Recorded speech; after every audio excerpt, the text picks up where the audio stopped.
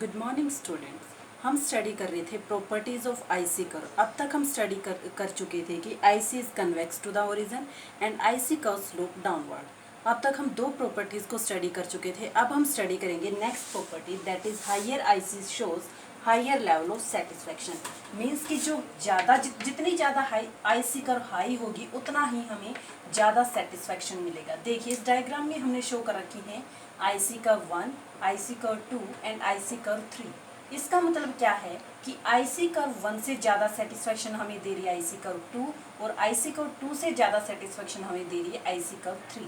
Means कि जितनी ज़्यादा आईसी कर्व हाई होगी उससे हमें उतना ही ज़्यादा लेवल ऑफ सेटिस्फेक्शन मिलेगा। अब हम इसी चीज़ को कैसे प्रूव कर सकते हैं, देखिए इस डायग्राम में देखिए यहाँ पे हमने गुड एक्स को ले रखा है, यहाँ हमने गुड वाई को ले रखा है। कंसिडर करेंगे पॉइंट आर और एस को, पॉइंट आर और एस को। आर पॉइंट आईसी कर्व 1 के ऊपर है और एस पॉइंट आईसी कर्व 2 के ऊपर है। On both point R and S consumer is having good Y as okay, कि आर और एस पॉइंट के ऊपर जो कंज्यूमर है उसको गुड वाई की कितनी क्वांटिटी मिल रही है, कितना अमाउंट है उसके पास, ओके अमाउंट है।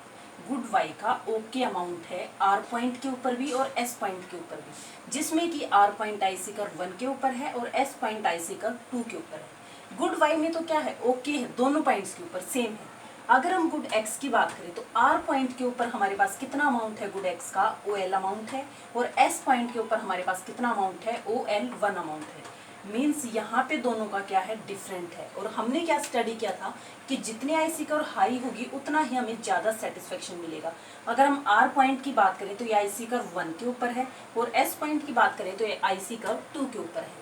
इसका मतलब क्या है कि जब हमारा आर पॉइंट है तो हमें गुड वाई का मिल रहा है ओके अमाउंट और गुड एक्स का मिल रहा है ओ एल अमाउंट, और जो कि ओ एल अमाउंट है वो कम है किससे, एस पॉइंट से, ओ एल 1 से। इसका मतलब क्या है, हमें ज़्यादा सेटिस्फेक्शन किस पॉइंट के ऊपर मिलेगा, एस पॉइंट के ऊपर मिलेगा, क्योंकि आईसी कर्व हमेशा ज़्यादा लेवल ऑफ सेटिस्फेक्शन देगी जितनी आईसी कर्व हाई होगी।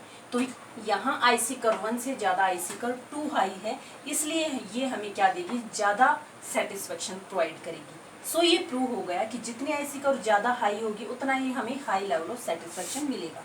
अब हम स्टडी करेंगे fourth property, that is IC does not touch और इंटरसेक्ट ईच अदर, कि आईसी कर्व ना तो एक दूसरे को टच करती हैं और ना ही एक दूसरे को इंटरसेक्ट करती हैं। देखिए इसको हम एक डायग्राम के थ्रू करेंगे। यहाँ पे हमने दो आईसी कर्व को लिया है, IC curve 1 and IC curve 2। IC curve 1 के ऊपर देखिए कौन कौन से पॉइंट है, बी पॉइंट है, ए पॉइंट है। आईसी कर्व 1 के ऊपर ए और बी पॉइंट है। इसका मतलब क्या है कि ए पॉइंट से भी हमें सेम लेवल ऑफ सेटिस्फेक्शन मिलेगा और बी पॉइंट से भी हमें सेम लेवल ऑफ सेटिस्फेक्शन मिलेगा। इसका मतलब हम इसको क्या बोल सकते हैं, ए इज इक्वल टू बी।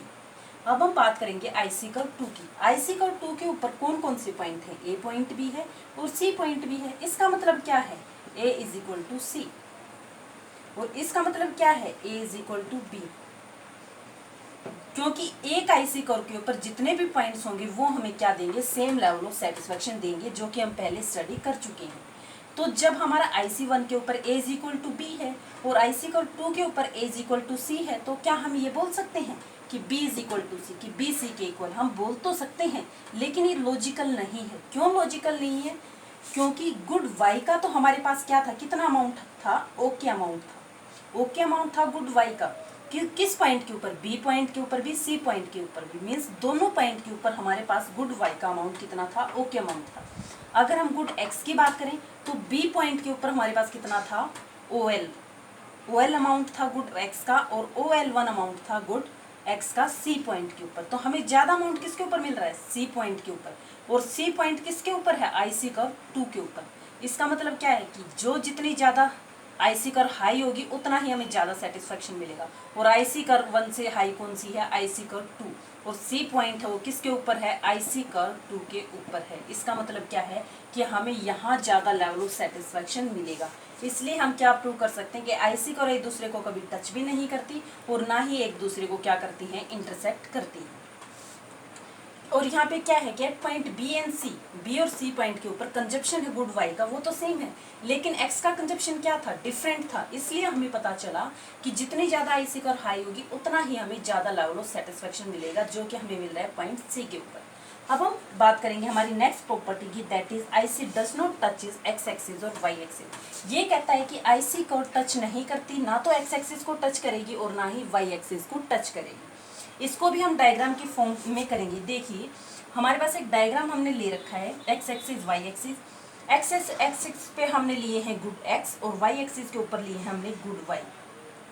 मान लीजिए अगर हमारी आईसी कर्व वाई एक्सिस को टच करती है, अगर वाई एक्सिस को टच करेगी तो इसका मतलब क्या है कि जो कंजप्शन है गुड एक्स का, यहाँ पे क्या है, गुड एक्स की यूनिट्स हैं, कि जो गुड एक्स का कंजप्शन है वो क्या है, जीरो है।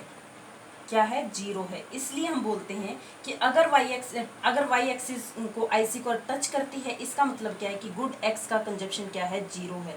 और यहाँ पे हम जीरो क्या लेते हैं, दो गुड्स का कॉम्बिनेशन लेते हैं, इसलिए हमारी आईसी को कभी भी एक्स एक्सिस को या वाई एक्सिस को टच नहीं करती। सेम यहाँ है कि आईसी को एक्स एक्सिस को टच कर रही है, यहाँ हमारे गुड वाई हैं या हमारे गुड एक्स हैं, और ये एक्स एक्सिस है और ये वाई एक्सिस है।